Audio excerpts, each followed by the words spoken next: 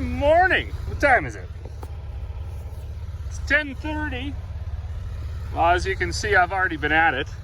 I needed to get a tote of this mill mix to fill up my other tote over there. Those totes are sitting over there. So I did shovel the snow away. I don't want anybody thinking that I'm lazy. And then I went to get it, and I had my forks, I thought, tipped down enough, but I guess not. And I poked a hole in the tote. So unfortunately, it was the side that the valve is on, so there was no way to like rock it back or tip it over. And then, yeah, it was a bit confusing to try to figure this all out. Luckily, though, I did have an empty tote sitting here, so I got it over here out of the way. People don't have to drive through it all the time. And then I took a knife and I just hacked a big hole there where the one fork hole was. Tried to plug this fork hole as best I could.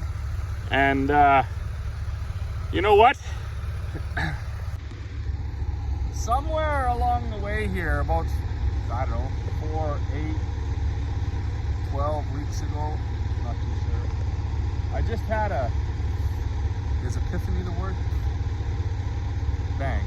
There's no point getting too upset about stuff because it doesn't help, it doesn't change the situation, and more often than not, it actually just makes it worse. You start to make compounding bad decisions, bang, bang, bang, bang, bang, and then anyways. So I kept my cool, wasn't that big of a deal.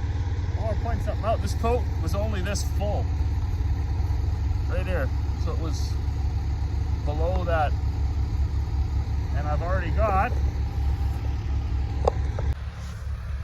that much back in it. So it looks like, although it really looks messy, it's oftentimes with liquid or grain or whatever you spill, it looks a lot worse than it is. I still got this much more in there, and I've already got, right, so I'm gonna lose about this much. And you know what? It's down here, that plate there, that's the park brake.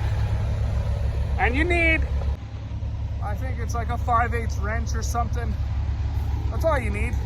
You gotta loosen the jam nut and adjust it because it's not tight enough. It actually isn't stopping the telehandler from rolling. So when I nestled up to that tote over there, that's all downhill. I threw the park brake on and rolled ahead. So if the park brake was working, I wouldn't have rolled ahead. Now, that's not to say I wouldn't have poked a hole in this tote anyways because I didn't have the forks in the right spot, but maybe I wouldn't have. So anyways, what I'm getting at is, well, you got to take the time to make sure that we're fixing our stuff around here. I know myself, I put a lot of stuff on the back bench and I'm like, hey, it's working, right? I'll just deal with it, and when it snows or when it rains or when it gets to minus 30, 40, then I'll put it in the shop and I'll fix it. And then you run through like weeks and weeks where you're using it in its subpar condition. You generally get a whooping once or twice if you do that. So anyways, I got the tandem fired up. It's got like, where is it? It's right there. It's got a few tons of peas on it. I'm gonna just back it up over here. I'll probably have a disaster there too. I'll probably crash into the shop or something. But I'm gonna back it up and I'm gonna just hammer all those peas into a few bags. Because there's a guy that wants 4 or 5 tons of just cracked peas. So I'll hammer that up as best I can. Bag it up, and then I'm gonna make a few more bags. Kids are all gone. Emmy went to the city with her grandma. Buddy went to Papa's house, so there'll be no skating today for a while anyways, until they all come back. I'm not going over there skating by myself. We'll just see where the day goes. I gotta set this tote over by the shop, take the things off the top, pull that bladder out. I know my buddy, the gentleman farmer, he's got a messed up valve. Now I got 2 messed up bladders with good valves, so maybe we can, I don't know if they come out or not. I'm assuming there's a way to get them out, maybe, but they could be actually like forged into the plastic, I'm not sure. So we'll have a look at that. Maybe I can get these valves out, and if not, whatever, we'll pull it out. We'll have a couple good cages. The cages are often what gets wrecked. Guys bend the bottoms with their forks, so they tip them over and they get all bent. So it's like nice to have a couple cages around. Good for firewood, all sorts of stuff like that. But we'll see where we get get to today. You can name is a good old hockey game. Second period.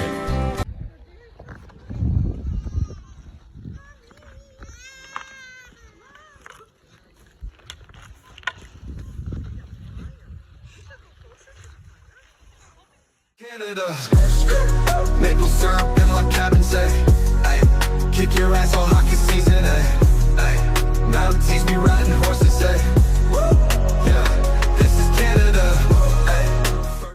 Well, good morning.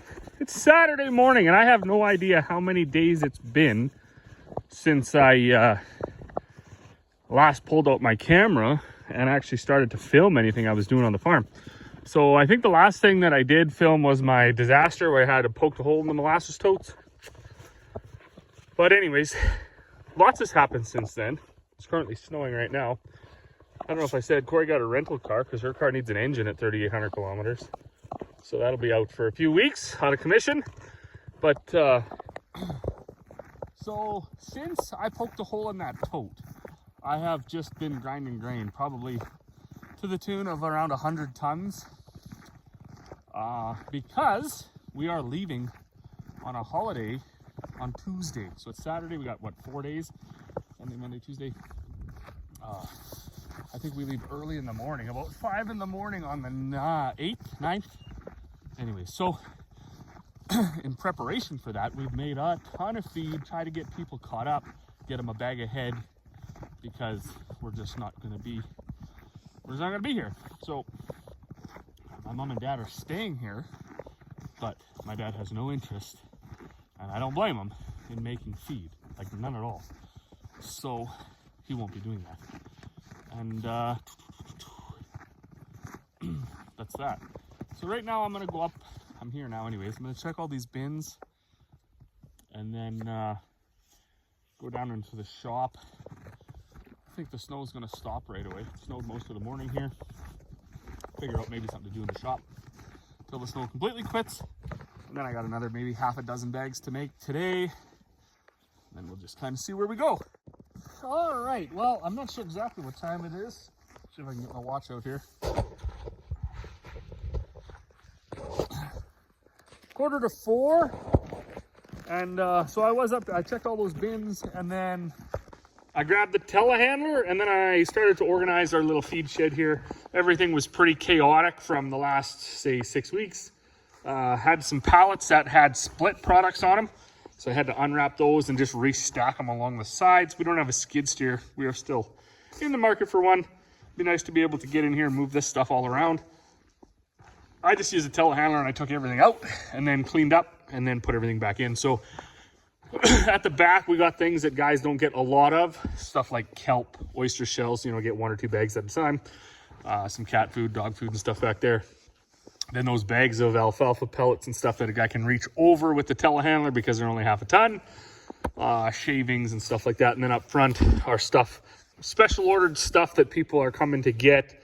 And then there's, you know, make a little bit of a walkway along the side so you can grab the different bags. And then, of course, on this side as well. So that took me, I don't know, probably 3 hours. I went pretty slow because I didn't want to poke holes in nothing. I'm tired of that. I poked holes in that molasses tote. I've poked holes in lots of bags, the bottom ones on the pallet and stuff not being right. So today I slowed right down. It's cold anyway, so it's nicer sitting in the telehandler with a heater going than it is getting out trying to duct tape up bags. But anyways, stuff looks good. Up, and then all the wood that we split the other day, I split this. We did build a little hydraulic log splitter, but I split this all with an axe because I had seen on one of those, I think it must have been on one of those mountaineering shows or something, or those homesteading shows, and they were talking about the actual workout of splitting wood for what you're actually doing, because you're not lifting weights or running marathons or running on a treadmill or anything. You're kind of like just standing there swinging an axe. So for that motion, apparently that's like a tremendously good workout for your body. And I guess one of the ways guys say that they keep from getting sick in harsh climates is doing that little bit of work. So I thought, you know what? This year, I don't want to get sick, because last year I got really sick twice, and the year before I got really sick twice. And I don't know if I was losing my edge or what was going on, but it just kept getting sick and sick and sick. So this year I was like, okay, we're going a different avenue. We're gonna do honey and lots of like honey infused with stuff, all like ancient spices and stuff like that. So not that I used sugar before, but now I put honey and all that kind of honey in my tea and everything like that. A couple of, what do you call them? Like naturopaths or whatever. I call them like hippies and wizards or whatever. Anyways, they were like, yeah, you gotta do this, gotta do that. And then, you know, a little bit of wood chopping for some exercise. And knock on wood, I haven't got sick. So the plague went through the house. Corey got pretty sick for a day. The kids were on and off being sick. My dad didn't feel so well. My mom wasn't feeling good. And then it went around the whole entire area, right? And the city was bad. And I missed it. So I'm calling that a win. But anyways, I'm gonna go inside. It's cold, it's like minus 23.